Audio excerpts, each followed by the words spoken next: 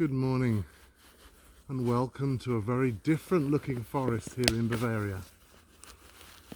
Sorry about the sound of the crackling under my feet.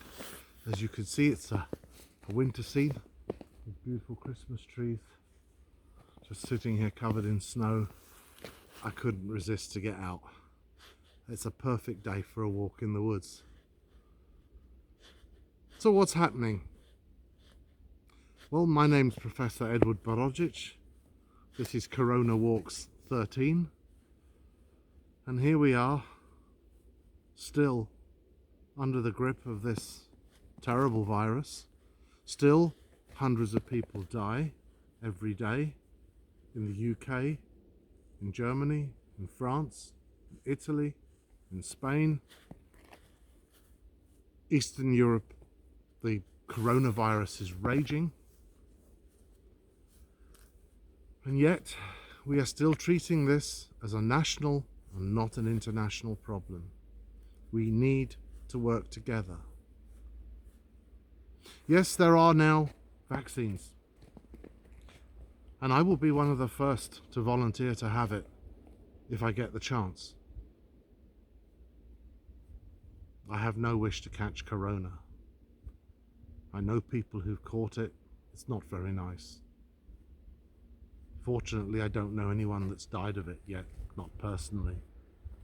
But the numbers are stark. I'm concerned about the conspiracy theorists, the people who believe it's not real, it's not really happening. I'm not sure how they calculate this. Whichever way you look at the numbers, people are dying. People are dying in large numbers. Lots of people are not dying from other things because they're dying of corona. So if we go out less, we have less car accidents. It's a bit like the situation with children playing in the road and car safety. If you know the cars are dangerous, you take the children away from the roads and you don't let them play there. It doesn't mean the cars have got safer, it just means we've taken the children out of the path of the cars. And to some extent we're doing that with our death rates. We're taking people out of the path of other things because we're putting all our emphasis into corona. But that doesn't mean this isn't a nasty, deadly disease, and it doesn't mean we cannot afford not to do something about it. The idiots, and I can only describe them as such, who protest and say they want fresh air and no masks, well, come to the woods. If you want, there's plenty of fresh air here. You can breathe without a mask, it's quite safe. Go to the countryside, but don't do it in the middle of a city. Lots of other people around you. This is absolutely and utterly stupid.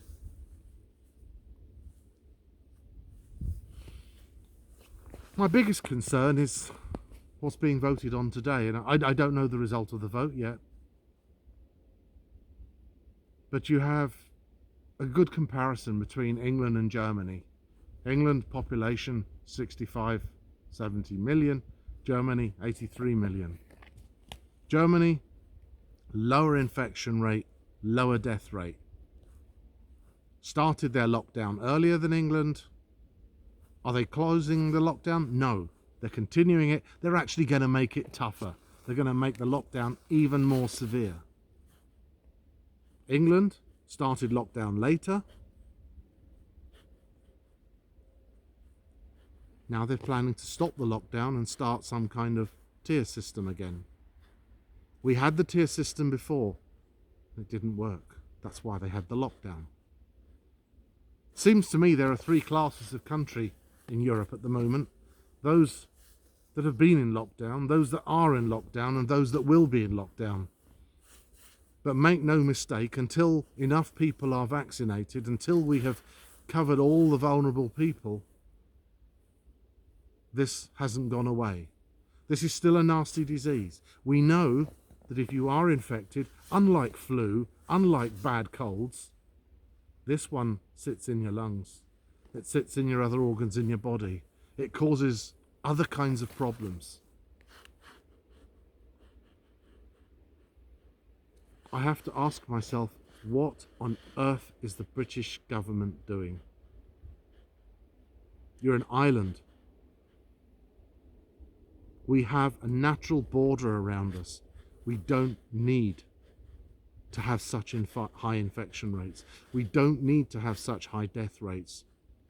What's clear is that we have insufficient doctors and nurses to cover this emergency, that our hospitals are running, I believe the figure was 95% full.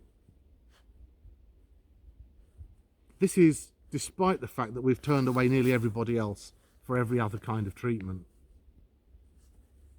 How is it a country like England has something like 1/3 to a quarter of the doctors and nurses per 100,000 population that virtually every other European country has? How is it we managed to do it so badly? Are we spending our money on something else? From a risk point of view, if you want to deal with corona, we're not doing it well.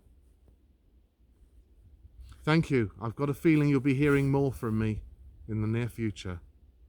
Good to see you again, and I'm going to go off and enjoy some of this lovely fresh air and snow and trees and nature. Goodbye.